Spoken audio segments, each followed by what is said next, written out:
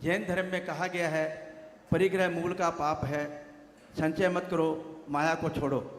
किंतु भौतिक युग में बिना पैसे के कुछ होता नहीं है। जिसके पास पैसा होता है सब पूछते हैं हाउ आर यू, जिसके पास पैसा नहीं होता है पूछता हु आर यू।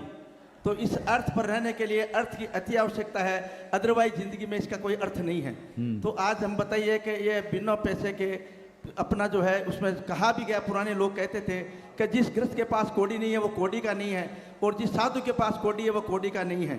तो आज ये बैलेंस कैसे करें कि आज लिमिट भी कैसे करें, क्योंकि आज पैसे के बिना दान धर्मादा भी नहीं होता है, और दान धर्मादा करने के लिए पैसा भी चाहिए। और उद्योग अगर करते हैं, उद्योग स्थापित करते हैं तो पैसा कमाते हैं, कई आदमियों को नौकरी भी मिलती है।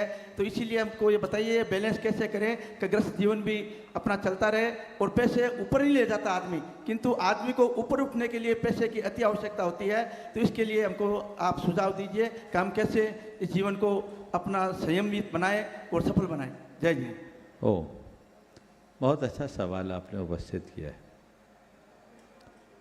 दरअसल अपरिग्रह की अवधारणा को सही ढंग से समझ ले तो ये सवाल अपने आप स्पष्ट हो जाएगा। अपरिग्रह को आदर्श मान करके जीने का अर्थ ये नहीं है कि हम अपने पास कुछ न रखें। हमारे यहाँ कहा गया धन का संग्रह करो पर परिग्रह से बचो।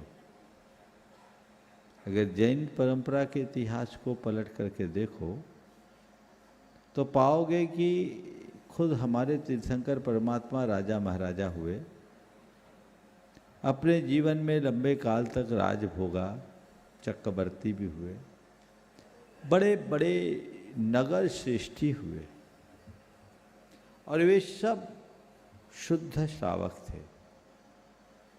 पर जब हम उनके जीवन की गहराई में उतर कर देखते हैं, ऊपर से देखने में लगता है कि धन परिग्रह के आडंबर से लदे,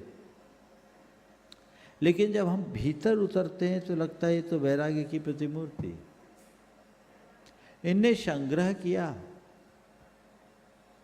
लेकिन उसमें आसक्ति नहीं रखी।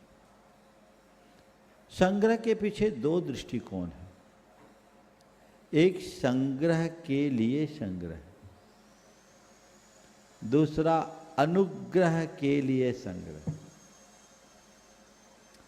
संग्रह कर रहे हैं दिख रहा है, लेकिन हमें देखना ये कि संग्रह आप किस लिए कर रहे हो। केवल संग्रह करने के लिए या अपने संग्रहित द्रव्य से औरों का अनुग्रह करने के लिए। धन का संचय बुरा नहीं है, धन को संग्रहित करके रोके रखना बुरा है। समझ गए? जैन परंपरा में इसके अनेक उदाहरण हैं। भामाशाह धनवान था, तभी राणा प्रताप के लिए, मेवाड़ की रक्षा के लिए, मातृभूमि की रक्षा के लिए अपना खजाना लुटा सका। कितना बड़ा उदाहरण है। वो उसके पास संग्रह था या परिग्रह था? बोलो। संग्रह, परिग्रह नहीं था।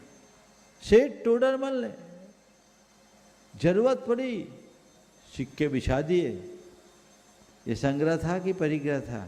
संग्रह। जगलू शाह ने जरूरत पड़ी खजाने खोल दिए, संग्रह था कि परिग्रह था? तो आप लोगों से भी कहता हूं, धन को रखो पर अपना मत मानो। ये संग्रह है अनुग्रह के लिए, स्व पर के अनुग्रह के लिए संग्रह है, तो वो अर्थ परमार्थ का साधन है। और केवल संग्रह के लिए संग्रह है तो अर्थ अनर्थ का मूल है। क्या करना चाहते हो? अर्थ से परमार्थ या अर्थ से अनर्थ है? परमार्थ। आज ज्यादातर लोग अनर्थ की ओर जा रहे हैं। अपने द्वारा संग्रहित धन का सद्व्यय करना परमार्थ की ओर ले जाएगा। और उसे संग्रहित रखना अथवा सुरा सुंदरी में बहा देना अनर्थ की ओर ले जाएगा। आप किस तरफ ले जा रहे हैं? जरूरत है, जरूरत के अनुसार कमाइए, और जरूरत पूरी हो जाए तो जरूरतमंदों के लिए कमाइए। यदि कोई व्यक्ति कोई उद्योग चलाता है तो देखने को लगता है कि एक बड़ा पूंजीपति, लेकिन उसके हृदय में यदि उदारता है और उस उदारता के साथ काम करता है तो अनेक लोगों को रोजगार देकर वो राष्ट्र कर्म भी कर रहा है। हमारे शास्त्रों में तो इतना तक वर्णन आता है कि लोगों को रोजगार देने के लिए राजा महाराजाओं को कोई काम नहीं था तो कहे मंदिर बनाओ। एक मंदिर से हजारों लोगों को रोजगार मिल गया। तो ये भी अनुग्रह है, समझ गए? तो आप पैसा कमाइए, कोई मनाही नहीं, पर इतना ध्यान रखिए, पैसा जीवन के निर्वाह का साधन है, साध्य नहीं। समझ गए? आपने कहा हु आर यू और हाउ आर यू बड़ा विचित्र है। मैं आपसे इतना कहता हूं, आज के इस अर्थ प्रधान युग में पैसा बहुत कुछ है पर सब कुछ नहीं। इस बात को सदैव याद रखिए। विडंबना ये कि लोगों ने उसे ही सब कुछ मान लिया, जीवन बर्बाद हो रहा है। उसकी तरफ देख।